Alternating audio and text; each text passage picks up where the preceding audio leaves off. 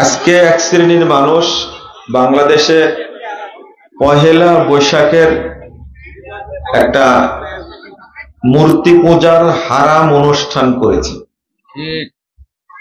এবং যারা এই অনুষ্ঠানে যোগ দিয়েছে তারা সব ঈমান হারা হয়ে গেছে। আর এক শ্রেণীর মানুষ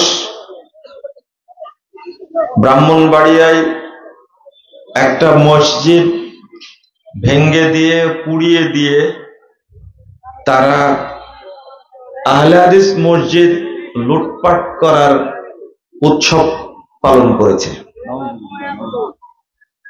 এটা অত্যন্ত দুঃখজনক, মনটা খুবই ভারাক্রান্ত, দুঃখিত। মানে আল্লাহর ঘর মসজিদ ভাঙ্গার চেয়ে বড় পাপ আর কিছু নাই। তো আপনাদের সাথে শুরুতে এটা শেয়ার করলাম। এই বাংলাদেশে বহু বেশ্যালয় আছে। বেশ্যালয় বুঝেন তো? পতিতালয় আছে। বাংলাদেশে বহু সিনেমা হল আছে। বাংলাদেশে বহু এই যৌন সুরসুরি তৈরি করে এরকম বহু প্রতিষ্ঠান আছে, অথচ সেই প্রতিষ্ঠানের উপরে হামলা হয় না। সেই প্রতিষ্ঠানকে বরং পাহারা দেওয়া হয়। শুধু তাই না, এই টুপিওয়ালা, আমি এদেরকে আলেম বলা তো দূরের কথা, মুসলমান বলা তো দূরের কথা, এদেরকে আমি মানুষই মনে করি না। এরা হলো ধর্মীয় সন্ত্রাসী, যারা মসজিদ ভেঙ্গে দেয়। আপনারা দেখেছেন গত পরশুদিন ঢাকায় সবাই জড়ো হয়েছিল, তারা বাইতুল আকসা রক্ষা করবে তার জন্য। দেখছেন না আপনারা পত্রিকায়? এখন তো ইন্টারনেটে সবই দেখা যায়। অথচ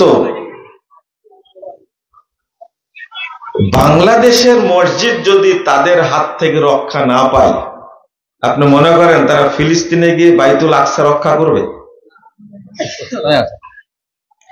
বাইতুল আকসা রক্ষা করতে হবে আর বাংলাদেশের মসজিদ ভেঙে দিতে হবে। এটা কোন ইসলাম শিখিয়েছে? আরো আশ্চর্যজনক ব্যাপার হলো যে ভাইরাস যে মৌলবীগুলো আছে, এরা এই মসজিদ ভাঙ্গার ব্যাপারে কোনো কথা বলবে না।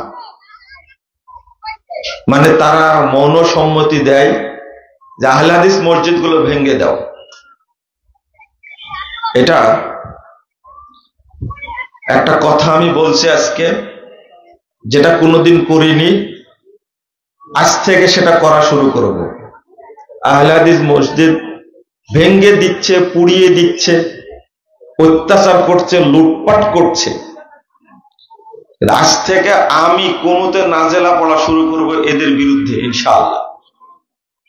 আমি ঘোষণাই দিলাম, ব্রাহ্মণবাড়িয়া জেলার এসপি যে আছে, ব্রাহ্মণবাড়িয়া জেলার ডিসি যে আছে, ব্রাহ্মণবাড়িয়া জেলার যে প্রশাসক আছে, টিওনও আছে থানায়, এবং যে আলেমরা এর সাথে জড়িত, আমরা কারো কাছে অভিযোগ করব না। হাত তুলে কোনোতে নাজেলা পড়বো, আল্লাহর কাছে বলবো, আল্লাহ তোমার শাস্তি দেখতে চাই, তোমার ঘরের উপর আক্রমণ করেছে। আমাদের তো কোনো জনবল নাই, এবং বর্তমান পুলিশের আইজি যে আছে তার উপরে বদদোয়া করবো ইনশাআল্লাহ, যদি ব্যবস্থা না নেয়। আমাদের অস্ত্র নাই, জনগণ নাই, মামলাও করব না। মামলা করব এক জায়গায়, কোথায় বলতে হয় সেটা আমরা জানি। তবে এই কাজ কোনোদিন আমি করিনি। আহলে হাদিস মসজিদ মাদ্রাসার উপরে হামলা হচ্ছে, যারা হামলা করছে তাদের বিরুদ্ধে কোনোতে নাজেলা পড়বো ইনশাআল্লাহ। এটা আমি ঘোষণা দিলাম। দেখি আল্লাহ আমাদের দোয়া কবুল করে কিনা? আমাদের অনেক ইতিহাস মনে আছে, আপনাদেরও মনে থাকার কথা। আহলে হাদিসদের উপর একটা সময় গেছে, মাদ্রাসা বন্ধ করে দেওয়া হয়েছে, এতিমখানা বন্ধ করে দেওয়া হয়েছে, বহু আলেমকে গ্রেফতার করা হয়েছে, কিন্তু আল্লাহ রব্বুল আলামিন আমাদের কথা শুনেছেন। আমাদের কথা শুনেছেন, এটা জোর গলায় বলছে, আল্লাহ শুনেন। এই অত্যাচারটা কেন হলো? যদি ব্যবস্থা না নেওয়া হয়, আল্লাহর কাছে যে ভাষায় ইহুদি খ্রিস্টানদের বিরুদ্ধে বদদুয়া করি, ইসরায়েলের বিরুদ্ধে বদদুয়া করি, গত পরশুদিন জুমাতেও করেছি, বদদুয়া করেছি। এবং আমি কুনুতে নাজেলা বেশি পড়ি, এটা বাংলাদেশের সারা দেশের মানুষ বেশি জানে। আফগানিস্তানে যখন হামলা হয় তখন আমি ছাত্র, এই নওগাঁ সাপাহার থানা আলাদিপুর মাদ্রাসা ছাত্র, 2001 সালে আমি তখন ছাত্র দাওরা হাদিসে। আমি তখন প্রত্যেক সালাতে ইমামতি করতে গিয়ে এই আমেরিকার বিরুদ্ধে বদদুয়া করেছি। 2001 সালের কথা বলছি, শিক্ষকরাও জানেন, ছাত্ররাও জানেন। ওই ভাষায় দোয়া করা শুরু করবো ইনশাআল্লাহ। আমি বিগত সরকারের বিরুদ্ধে বদদুয়া করেছি, জেলখানায় বসে বসে। এবং বিশেষ করে মাগরিব, এশা এবং ফজর আমার পিছনে থাকতো 7 জন 8 জন মুসল্লি, জেলখানায় বসে 14 সালে 15 সালে এই কুনুতে নাজেলা পড়েছি। শোনেন, আল্লাহ কথা শুনেন, এটা আমার অগাধ বিশ্বাস আছে। কেউ পার পাবে না ইনশাআল্লাহ, কেউ পার পাবে না ইনশাআল্লাহ। আমি মরে গেল আপনারা এর ফসল দেখতে পাবেন ইনশাআল্লাহ। মানে আল্লাহর ঘর মসজিদের উপরে হামলা করার চেয়ে, লুটপাট করার চেয়ে, মানে মুসল্লিদের উপরে আক্রমণ করার চেয়ে জঘন্য, নোংরা, অসভ্য, খারাপ কাজ পৃথিবীতে আর কিছু নাই। ওই মসজিদে হামলা না করে যদি আমাকে হত্যা করত, তো আমি শুকরিয়া আদায় করতাম যে মসজিদ ভাঙ্গেনি, আমাকে হত্যা করেছে, আমি খুশি থাকতাম। এত কষ্ট হয়, এটা দুর্ভাগ্য আমাদের জন্য। আপনাদের উদ্দেশ্যে কথাগুলো বললাম, কারণ খুবাইব রাদিয়াল্লাহু আনহুর দোয়া মিস যায়নি। তাকে হত্যা করা হয়েছে, কিন্তু দোয়া করেছিলেন, আল্লাহুম্মা আহসিহিম আদাদা ওয়াকতুলহুম বাদাদা ওয়ালা তুবকি মিনহুম আহাদা। একটাও টিকেনি। আল্লাহ, তুমি তাদেরকে গুনে গুনে রাখো, তুমি তাদেরকে একসঙ্গে ধ্বংস করো, এই পৃথিবীতে যেন একটাও টিকতে না পারে। খুবাইব রাদিয়াল্লাহু আনহুর দোয়া মিস যায়নি। এই ইসরায়েল একদিন ধ্বংস হবে ইনশাআল্লাহ, ফিলিস্তিন টিকে থাকবে ইনশাআল্লাহ। ইসরায়েলকে বলছেন, গালি দিচ্ছেন, তাই না? আর নিজেরা মসজিদ ভেঙে যে ইসরায়েল হয়ে গেছেন, তা খেয়াল করেছেন আপনি? নিজেরাই তো ইসরায়েল আপনারা। এই দেশে পূজা করতে পারে, মণ্ডপ বানায় অধিকার আছে। এদেশে খ্রিস্টানদের গির্জা আছে, ইহুদিদের গির্জা আছে, কাদিয়ানীদের মসজিদ আছে, শিয়াদের মসজিদ আছে। টুপিওয়ালা সন্ত্রাসী, পাগড়িওয়ালা সন্ত্রাসী আহলে হাদিসরা এই দেশের স্বাধীনতা রক্ষা কবচ। আহলে হাদিসরা আছে, থাকবে, তোমরা একদিন ধ্বংস হবে ইনশাআল্লাহ, বলে দিলাম। একদিন ঠাঁই পাবে না। তরুণরা যেভাবে কোরআন এবং সুন্নাত দ্বীনের দিকে ঢুকছে, কথা বলি, শক্তটাই বলি, গা জ্বলে কেন? আহলে হাদিসদের ফতোয়া চেঞ্জ হয় না, ফতোয়া এই মোল্লাদের চেঞ্জ হয়। 54 বছর যাবত এই বাংলাদেশে ইফতারির সময়ের সাথে 3 মিনিট যোগ করে মানুষকে সিয়াম নষ্ট করাতো না? কতদিন চলেছে? 54 বছর যাবত করেছে। 54 বছর পরে এসে এই সরকার, এই বর্তমান ইউনূস সরকার গতদিনে ঘোষণা দিয়েছে এই 3 মিনিট বাদ সূর্য ডুববে মানুষ ইফতার করবে। কেউ মেনে নিয়েছে? আলহামদুলিল্লাহ। তবে রাষ্ট্রীয়ভাবে যেটা উঠে গেছে 54 বছর পরে বুঝেছে, আর আহলে হাদিসরা আগেও বুঝেছে। আলহামদুলিল্লাহ। কেবলা কোন দিকে? এখান থেকে এদিকে খেয়াল করেন। এই মক্কাতে দীর্ঘদিন যাবত তারাবি কয় রাকাত হতো? 20 রাকাত। আহলে হাদিসরা এই 20 রাকাত তারাবিকে কোনদিন জায়েজ বলেছে? না। পড়েছে কোনদিন? না। অথচ মক্কা মদিনায় চালু ছিল। কি এখন কয় রাকাত হয়েছে? বাইতুল মুকাররমের ইমাম পর্যন্ত বলছে আমরা প্রতিবাদ জানাচ্ছি, যান মক্কায় ঘুরে আসেন। এখানে প্রতিবাদ জানায় কি করবেন? দেখেন তো চালু করতে পারেন কিনা। আবারও যদি মক্কায় 20 রাকাত চালু হয়, 20 না 80 রাকাতও যদি চালু হয়, আহলে হাদিসদের যায় আসে না। ঘাটা কোন জায়গায় লাগছে? ঘুরে তো আহলে হাদিসদের ফতোয়ায় বাস্তবায়িত হলো। আমরা বলি আলহামদুলিল্লাহ। আরো ইতিহাসটা আছে না? 103 বছর আগে এই মক্কাতে 4 মুসাল্লা চালু ছিল। হানাফি, শাফি, মালিকি, হাম্বলি। 4 মুসাল্লাতে একই সালাত 4 বার হতো। দীর্ঘ 650 বছর, দীর্ঘ 650 বছর 4 মুসাল্লা ছিল। তো মোহাম্মদী মুসাল্লা কই? বুঝেন মনে কথাটা? আপনি কি বুঝতে পারলেন কথাটা? 4 মুসাল্লা ছিল, হানাফি, শাফি, মালিকি, হাম্বলি। তো মোহাম্মদী মুসাল্লা কই? মোহাম্মদী মুসাল্লা কই? দীর্ঘ 650 বছর টিকেছিল। এখন আছে?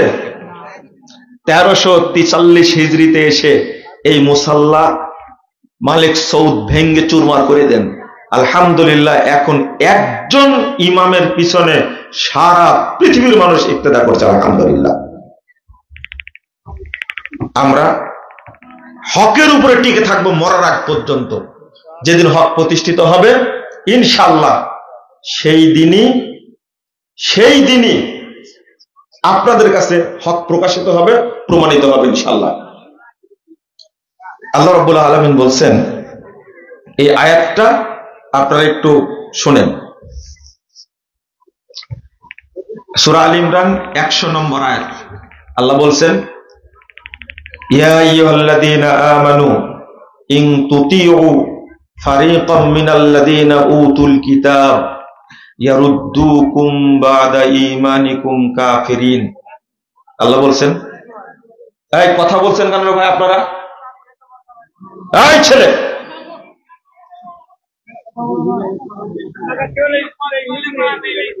কেন তুলবে কেন তুমি? এটা আপনাদেরকে উঠাই দেবে এখান থেকে?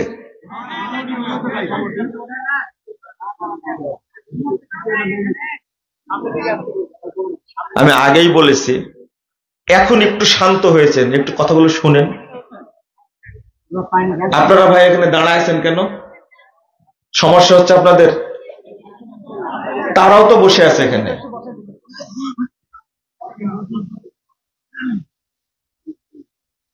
কথা বললেন না। যারা চলে গেছে, আলহামদুলিল্লাহ, পরিবেশটা শান্ত হয়েছে। দুটা কথা শুনেন। একটা ডেট যখন দেই না আপনাদেরকে, এত কষ্ট পান, এত কথা বলেন। জিজ্ঞেস করেন এই ডেটটা নেওয়ার জন্য এখান থেকে 3-4 জন মুরব্বী গেছেন, মাদ্রাসায় গেছেন, একবারে বুড়া বুড়া মানুষ। আপনিও গেছিলেন। আমি প্রোগ্রামটা দিতে চাইনি, একটা দিলাম, আমি বলেছেন এটা আবার পরে দিব, এখন নেন না। তাও জোর করে প্রোগ্রামটা নিয়ে আসছে। আর এই সময় আমি ফোনই ধরি না, এজন্য মানুষও গালিগালাজ করে। ফোন ধরলেই বলবে ভাই অমুক একটা প্রোগ্রামের ডেট দেন, এই জন্য ফোন ধরি না আমি। আপনারা ভালোবাসার মানুষ তো, একটু কষ্ট দিলে কষ্টও পাই। যেমন আমি কষ্ট দিলে আপনারা কষ্ট পান। আল্লাহ বলছেন, মা বোনরা আপনারা এখনো কথা বলছেন, ওনারা যদি না থাকতে পারেন চলে যেতে পারেন। আসলে কথা বললে আলোচনা ওরকম করা সম্ভব না না, আমরা পারি না।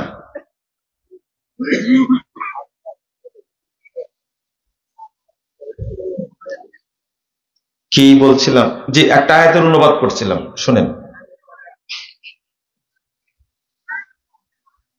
আল্লাহ বলছেন, হে ঈমানদারগণ, ইন তুতিউ ফারিকাম মিনাল্লাযীনা উতুল কিতাব, যাদেরকে কিতাব দেওয়া হয়েছে অর্থাৎ ইহুদি খ্রিস্টান বিধর্মী, তোমরা যদি তাদেরকে ফলো করো, তাদের যদি অনুসরণ করো, ইয়ারুদ্দুকুম বাদা ঈমানিকুম কাফিরিন, তাহলে তারা তোমাদের ঈমান থেকে বের করে তারা তোমাদেরকে কাফের বানায় দেবে।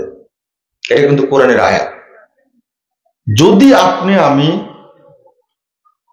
অনুসরণ করি মুসলিম ছাড়া অন্য কোন বিজাতীয় ব্যক্তিদেরকে, তা আল্লাহ সরাসরি ঘোষণা করছেন তারা চাই তোমরা যে ঈমান এনেছ তারা তোমাদেরকে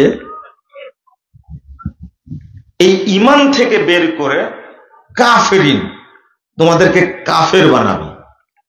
কুফরি করবে কথা বলেনি, কাফের বানা দেবে তোমাদেরকে, তোমরা যে ঈমান এনেছ।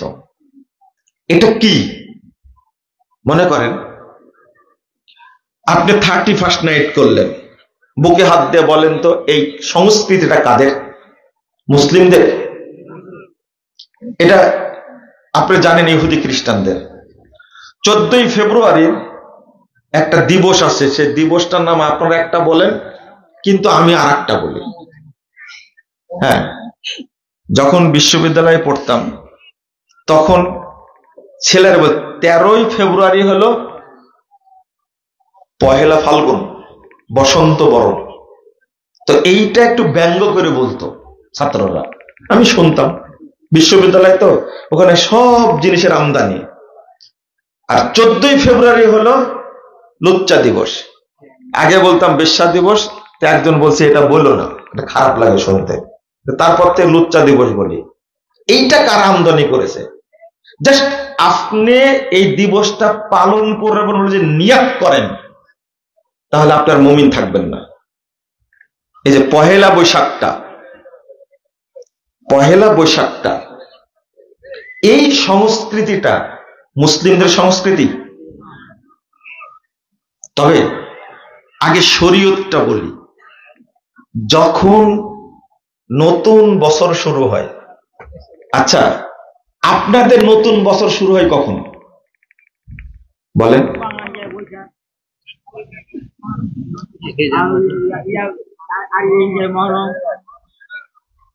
না, আপনাদের দাবি কোনটা, ইংরেজি, বাংলা না আরবি? আপনারা কোনটাকে মানে বছরের প্রথম মাস মনে করেন?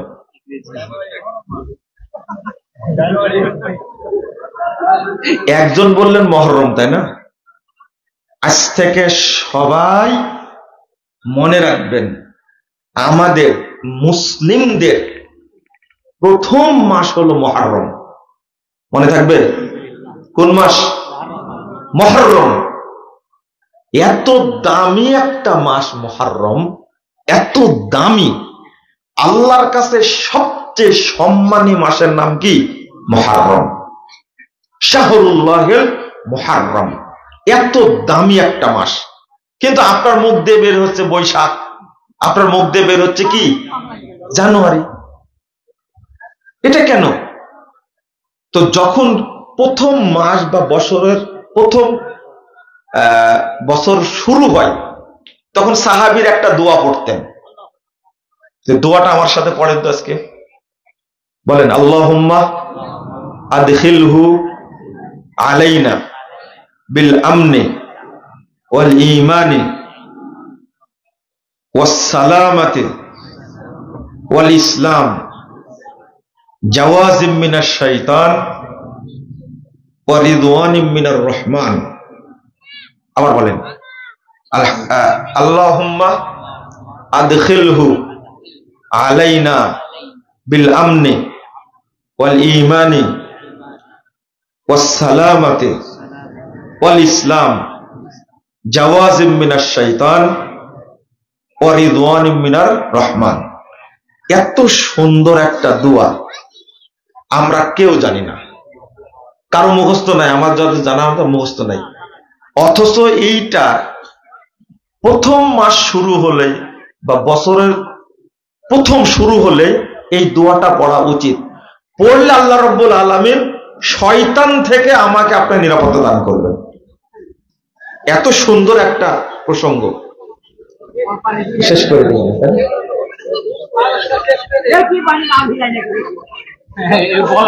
আচ্ছা, আর একটা বিষয় হলো যে ঝড়টা হচ্ছে